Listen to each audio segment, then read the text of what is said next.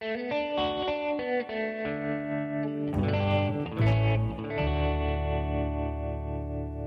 is History for Cocktail Parties with hack historians Thornton Kennedy and James Ottley.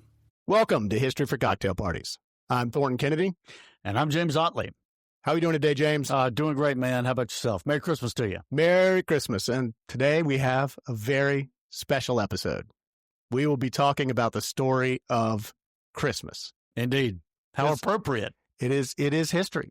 There is a great story around history that I don't think many people may be familiar with. I think you've dug up a lot of interesting, cool facts. I think so. As our baseline, let's just go through what the popular story of Christmas is, the story that we learned in Sunday school and in stories told around the table, which is the story that's in the Bible.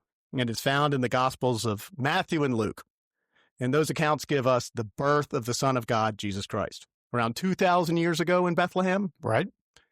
And it begins with the angel Gabriel appearing to the Virgin Mary in Nazareth. And he tells her that she is going to give birth to the Son of God. She is traveling with her husband Joseph to Bethlehem.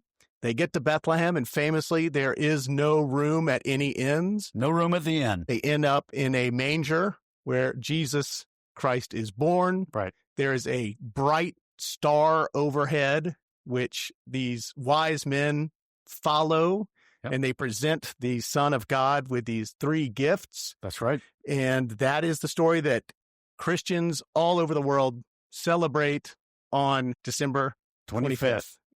But what does history tell us about this event?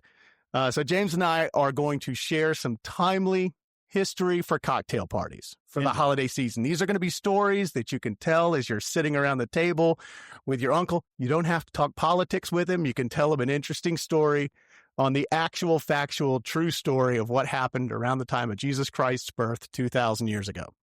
And James, what's our signature cocktail? I probably don't even have to tell you. You could see it in the glass there. Good glass of cold eggnog with a little bourbon in it, maybe a little more than is needed. Spiked eggnog for Christmas. Indeed. Nothing says the holidays better. Indeed. And we do like to focus on Southern history. That's right. That's what we kind of our speciality.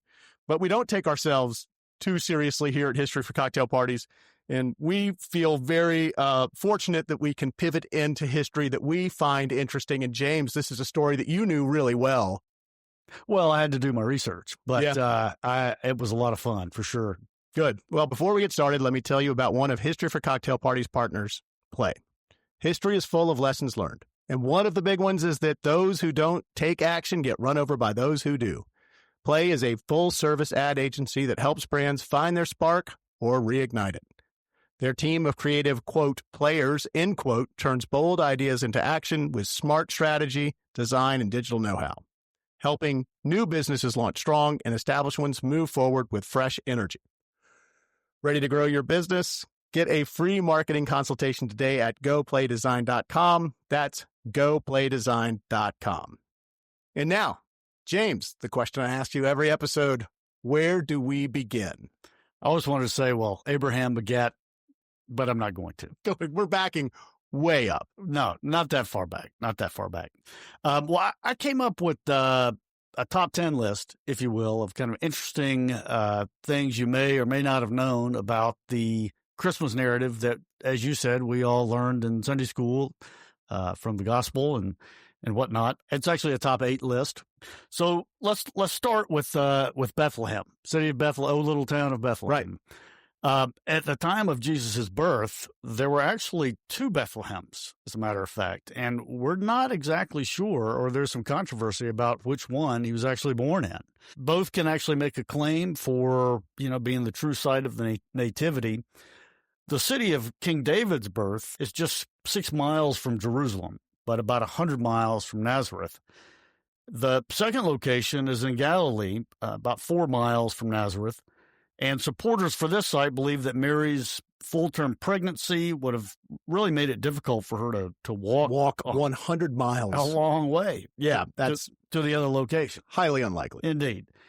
But supporters of the traditional site the one near Jerusalem, point to the biblical prophecy that Jesus was born in the city of David. Right. And, Bethlehem, this Bethlehem is near Jerusalem.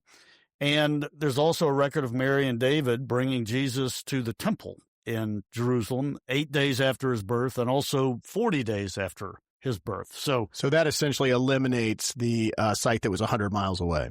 That's right. That's right. Certainly tips the scales in the favor of that Bethlehem. But then again, there's a question of whether Jesus was born in a Bethlehem at all. And we'll get to that in just a minute. That was number one. Number two is the census. One of the central themes. I didn't know about this. Is fascinating to me. Come on, did you not participate in the Lovett Lower School Christmas pageant? I was in the Christmas pageant, but I was so nervous about singing my solo that I was not paying attention to the census. I'm impressed. You had a solo? Of course not. Okay.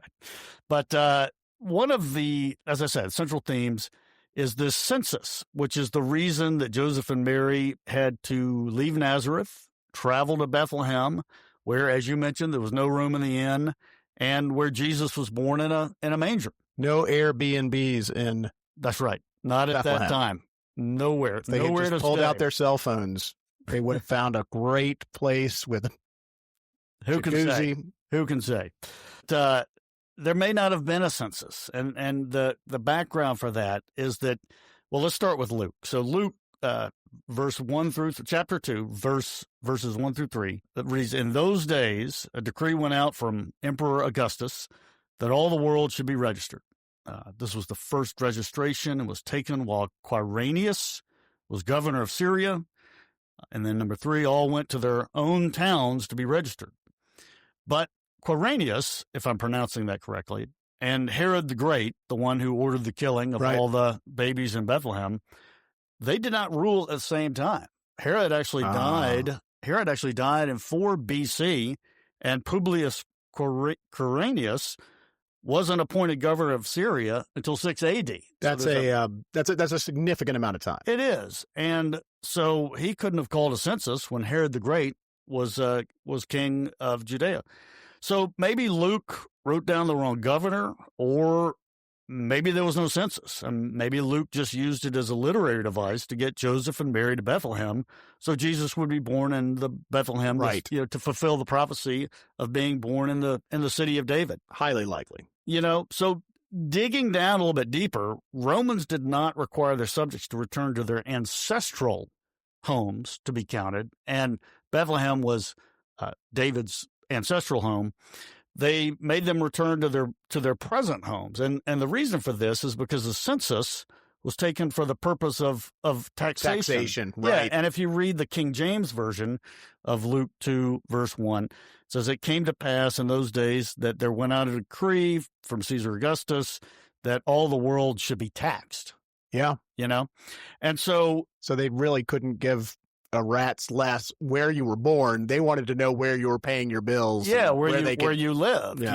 And so in prior edicts, Roman subjects or people were to return to their present homes, so people and assets could be assessed for taxation. And you couldn't be, in other words, you couldn't be out of town, right, when the census was being taken, when the government came to, take the numbers and collect the taxes. So if there actually was a census, logic would dictate that any registration would require that Joseph and his family return or stay in Nazareth, right, and not travel anywhere. Returning to their ancestral home of Bethlehem would defeat the purpose. I mean, so the logical conclusion, I think, if you're consulting Luke only, is that Jesus may not have been born in Bethlehem. Wow. He was born in Nazareth instead. Right. If you're just, again, consulting Luke. But this point is actually moot if you rely solely on the Gospel of Matthew. Matthew has Mary and Joseph already living in Bethlehem. Jesus is born at home. There's no inn. There's no manger. There's no mention of Nazareth or a census.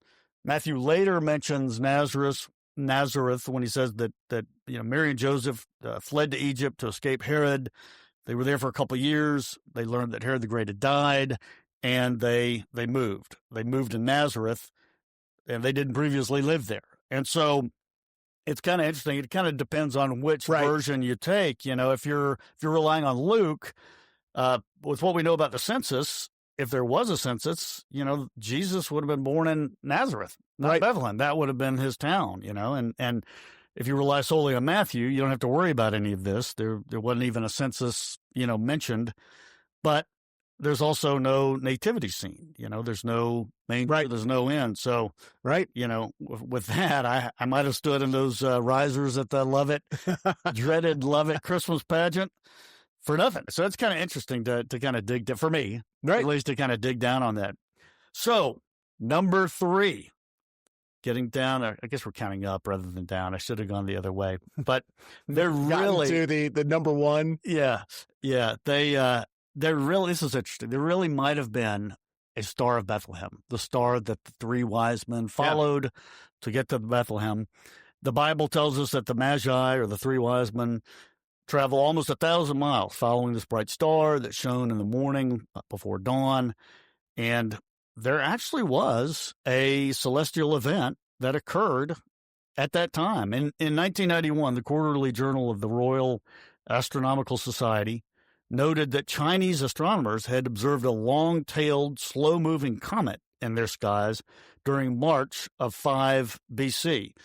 And this would have been this Sing, or star, hung in the Capricorn region for more than 70 days. And this same comet would have been visible in the skies over Persia, home of the Magi, in the hours before dawn. And due to the Earth's orbital motion, the comet's light would have been directly in front of them and could have guided them on their way, on their journey. Pretty cool. I love right? That is such a great note. I thought so too. Chinese astronomers, right? Recorded this long-tailed comet that would have been perfectly visible. Yeah. And it would have been in the right place at the right time. It's insane. Pretty cool. It's a great story. So related to this, I kind of wondered, why does the appearance of this star make these 3 wise men, or Magi, gas up their camels and start their journey? And the biblical explanation is that, these were wise men, they're astronomers, and they've read all of the, Jewish prophecies, the Tanakh, if I'm pronouncing that correctly, which is a collection of Jewish scriptures and prophecies that was compiled 500 years before the birth of Jesus. And you've heard of the Torah, right? Of course. The Torah is the first 5 books of the Tanakh, if I'm saying that correctly. So they knew that the star, meant that the king of the Jews had been born. And so they probably want to go get on his good side, Absolutely. Early on. Maybe a little cynical, but that is a little cynical. My Maybe Sunday school they just wanted to go and welcome him. Absolutely. Welcome to the world, worship him. My Sunday school teacher probably would have slapped me on the hand for that. I think so. Yeah, for that you might have gotten popped. Yeah, sorry for that. Number 4, how many wise men were there? Where does 3 come from? Well, I'll tell you. Everybody thinks I just assumed it was in one of the Gospels. Well, you know what they say about assuming. We don't actually know how many there were. Your Sunday school teacher might pop you again for that one. Yeah, exactly. The Bible does not give the actual number of wise men. Early Christians settled on the number 3, probably because there were 3 gifts, the gold, the frankincense, and the myrrh. And these early Christians probably inferred there was probably one gift given by each giver. And sure. So they came up with the number 3. Also, kind of interesting. In my little nativity, each one of them is holding one of the gifts. There you go. Yeah. All follows. All tracks. So these wise men, we hear these names of Casper, Melchior, and Balthazar, but those names don't appear in the Bible either. These names did not appear until centuries later, when they were included in a medieval tradition of the Christian holiday. So while I was researching this, I was wondering, why did these 3 or more non-Jewish wise men, these scholars or astronomers from Persia, come to pay homage to a future king of the Jews? I'm not sure exactly we know the answer, but there is a biblical explanation for it. Matthew, his gospel, presents the birth of Jesus as an event of worldwide significance and not just a Jewish one. And for Matthew, the visit of the Magi signals that the Messiah matters to the Gentiles as well as the Jews. And he's writing to largely a Jewish audience, and he wanted to contrast these Gentiles, the Gentile Magi, who, they worship and recognize the true king, the Savior.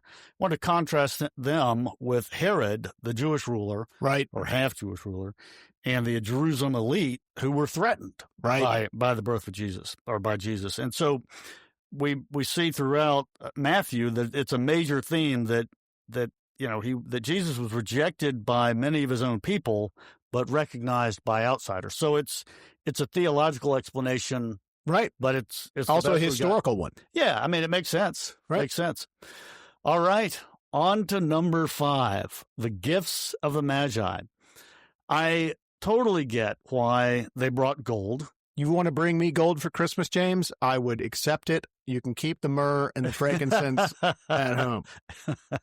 You got it. So I get, why they brought the gold. As we covered in our Fed episode, gold has been worth a lot of money since one of the beginning of time, One of the great details of history for cocktail parties. Indeed. Gold holds its value better than anything. So the question is, we're going to cover why myrrh and frankincense are very valuable as well, just as valuable as gold. Could they have made a fractional currency off of that? Maybe so. But so for Matthew and Luke, or for at this time, myrrh and frankincense, they're very valuable. They're sweet. What they are actually sweet-smelling tree resins. And for Matthew and Luke, they were also rich in symbolic meaning as well, representing kingship and divinity, and also death. Wow. As a matter of fact. Bold. Indeed. So kind of digging down into the rabbit hole a little bit, why were they so valuable? Well, they were really rare and geographically limited. Both frankincense and myrrh, they only grow naturally in arid regions of southern Arabia, the Horn of Africa, and parts of India. Interesting. They couldn't be cultivated anywhere else, and so basically that meant long-distance trade over dangerous desert routes, the famous incense roads that we might have heard of. Interesting. So it was a big deal to get your hands on these. And so the scarcity plus the transport risk, it meant a high dollar value for these items. And so they also had all sorts of different uses. Frankincense, it was burned as incense in temples. It was believed to carry prayers upward with the smoke. It was used medicinally for inflammation, wounds, and digestion. Myrrh also. It was used in perfumes and cosmetics. It was a painkiller, an antiseptic.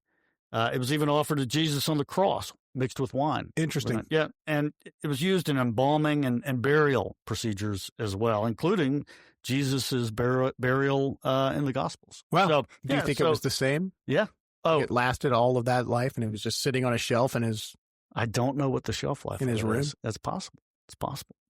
But last but not least, these two resins were associated with royalty and the divine. Incense was used, as we said, in temples and royal courts. Ordinary people like you and me, man, we would have no access to these. And giving frankincense and myrrh, or myrrh is a royal level royal gift, similar to giving gold. And the symbolic prestige that mattered also, it was just as much as the practical value of it, the symbolic value of it was also very significant. And I know you want to know how this stuff was harvested. I am fascinated. Please walk us through how do you get frankincense? Yeah. So the frankincense. You don't just squeeze a Frankenstein? No, you don't. You I'm laughing because I don't know why. Anyway, frankincense comes from a terrible joke. It's terrible. It's from a boswellia tree. The harvesters, they make these careful cuts in the bark. This milky sap or pitch oozes out.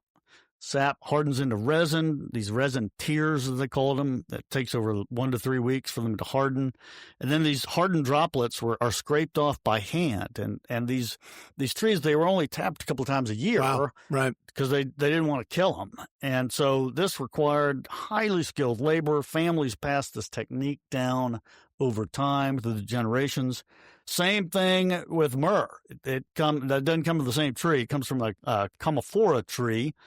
And, they used a very similar process. And these trees actually were more fragile, making the production even more riskier and even more limited. So kind of a pain in the neck to get this stuff, out of the tree. And then you had to travel, and then you had all these risks involved with transporting as well. It was really pretty risky for these wise men to travel 1,000 miles or thousands of miles with this stuff. Very valuable cargo. Absolutely. I mean, if you were attempting this today, you would certainly want to mitigate that risk with a comprehensive full replacement coverage insurance policy. And I bet you know who can insure a risk like this. I am willing to bet that our partners, Sterling, Seacrest, Pritchard, could absolutely insure the gold, frankincense, and myrrh. I bet Let me tell you a little bit about our partners.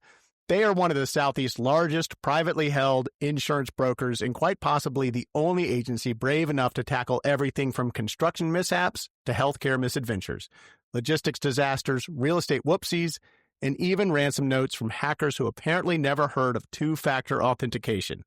When it comes to your home, your business, and all the weirdness life can throw your way, SSP has you covered, usually before you even realize you need it. For a friendly guide through wait, that can actually happen, to do I need a lawyer? Call 678-424-6503 or visit sspins.com. That's sspins.com. And thank you so much, Sterling, Seacrest, Pritchard, for your support. We very much appreciate it. Indeed. And now that we have insurance for our gold, myrrh, and frankincense, pick it up where we left off. Well, I think we're on number 6. That's exactly right. We're on to number 6.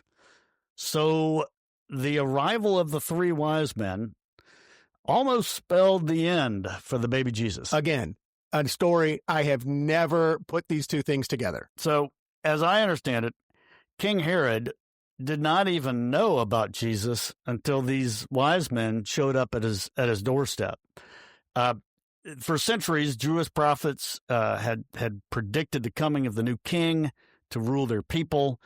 There were 5 elements or 5 steps. A great star would rise. Number 2, the baby would be born in Bethlehem, where King David was born 1,000 years before.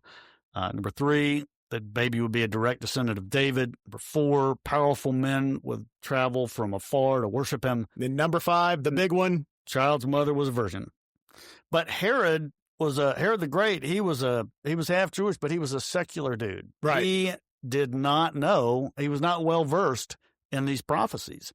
And so he first, as I understand it, he first learns about Jesus from the Magi who've come to worship the baby. And tells them, he's like, we're traveling to see the Savior of mankind, the Son of God, King of Jews. And Herod's like, wait a minute. Your replacement. Wait a minute. The baby Jesus Christ. And, so the reason they stop at his palace, I mean, that's custom.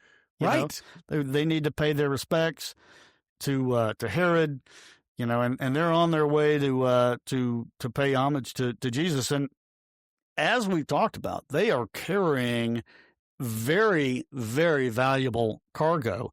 And so Herod thinks, man, these guys are either out of their minds, right, to be traveling with this stuff through the desert, following a star. Like, what are y'all doing? These guys are either nuts or this must actually be true. And so Herod says, hey, thank you very much for that information. He consults his religious experts.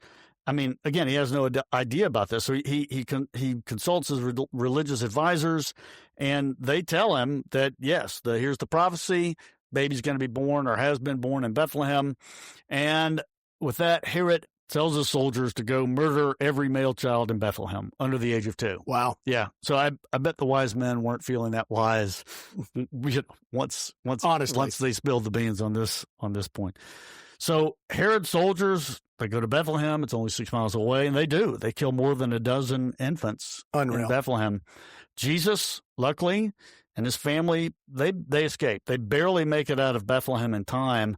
Apparently, Joseph has a terrifying dream, wakes him up. He wakes up Mary and Jesus, and they split town. They get out of there, and, the rest is history, as they say. So number 7. Why was Jesus such a great threat to Herod? I mean, it's just a little baby. Right.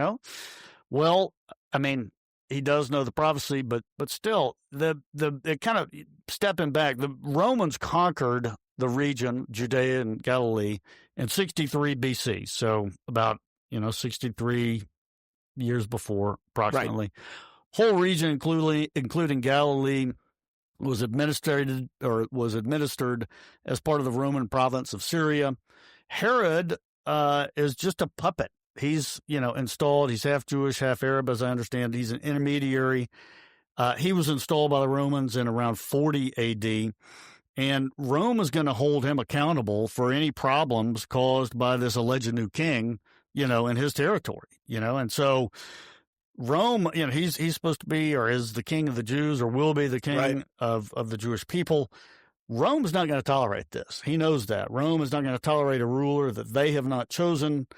This is a threat to the whole, the right. whole establishment, right? To the high priests, the, puppet rulers, the whole system, exactly. And so, Herod knows that if he doesn't take care of this, the Romans are going to come do it, and they're going to take care of him in the process. And so that's the reason that he issues this decree to just, because he doesn't know the specifics of right. what baby it is, so just, right. Eliminate all of it, and that way you remove the Romans' attention from the area and return to the status quo. That's right. Nothing to see here. Right. The Savior of man the Son of God was not just born.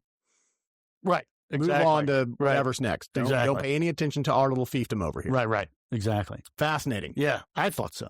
So our what I believe is my final. I think we're at number 8. Number 8 of the almost top 10 is I gotta make up 2 more. Yeah, exactly. Why was December 25th the day that we celebrate as Christmas? I do not know. Well, I have a feeling it has something to do with winter solstice. Well, you would be wrong. In fact, but I'm used to that. Lori would not dispute that. You would not be alone. Most of us have heard along the way that either the solstice or December 25th was chosen because the Romans, once their empire became Christian in the 4th century AD, that's when they changed it. That for the Romans it was Saturnalia. Sure. That was the celebration. It was the conclusion of an orgiastic pagan holiday. And once they set aside their pagan ways, it made sense to replace this celebration with the day, commemorating the birth of the new Savior, Jesus Christ, Christianity. The other answer that I heard was that Christians actually co-opted Sol Invictus, which was the Roman feast of the unconquered sun, which celebrated the renewal of the sun and imperial power. It was the feast of hope and victory and cosmic order at the darkest time of the year. But that's not the real story. What's the real story? As I understand it. So early Christians, many of whom were converts from Judaism, believed that prophets were conceived on the same day of the month as they died. Wow. And so in this time, they had heard of Tertullian of Carthage, who was an early Christian theologian, also known as the founder of Western theology. And Tertullian had linked Jesus' crucifixion to the date March 25th, calculating it as the 4th, also so 24th, but 14th day of Nisan, or Nisan, I'm sure I'm not pronouncing that right, which is the Jewish month for Passover. And so they knew that they believed that March 25th was the 25th of March was the date of the crucifixion.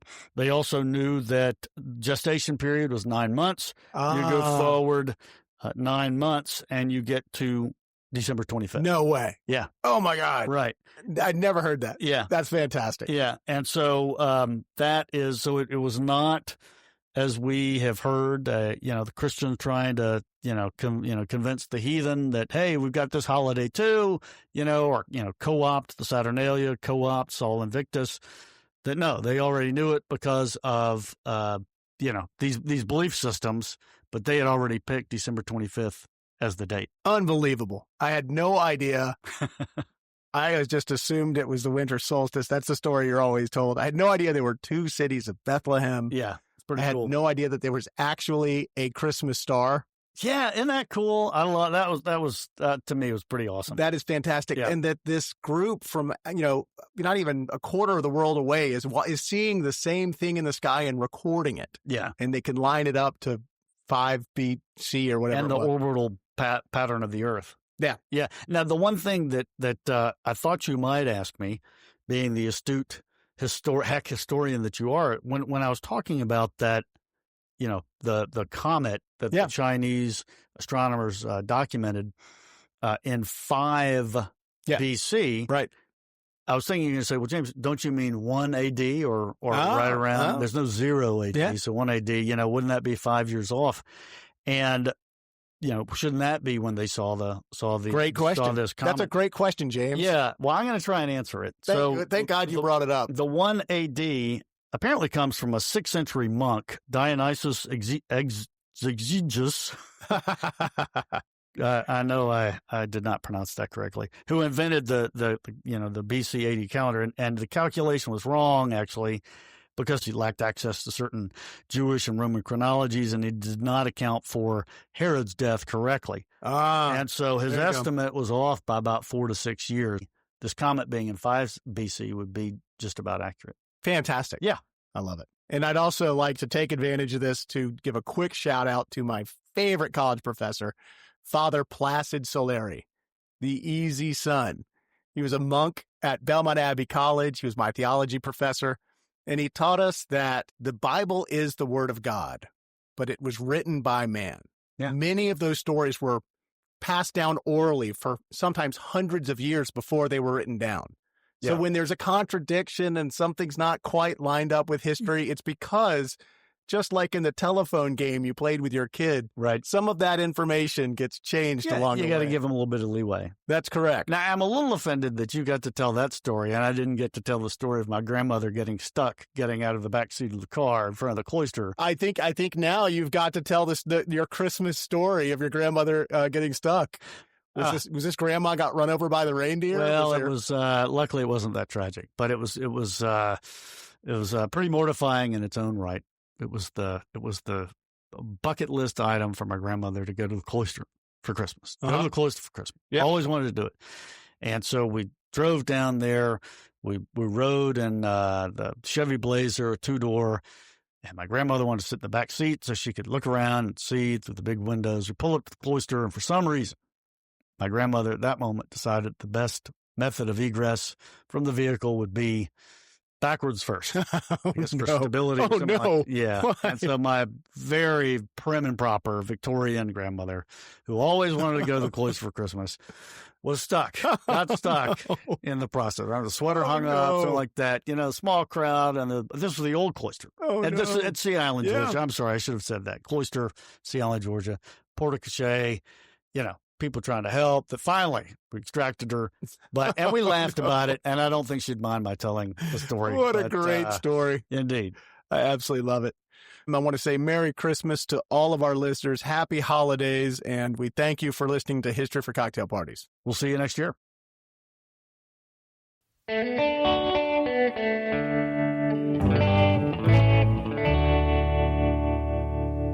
This is History for Cocktail Parties with hack historians Thornton Kennedy and James Ottley.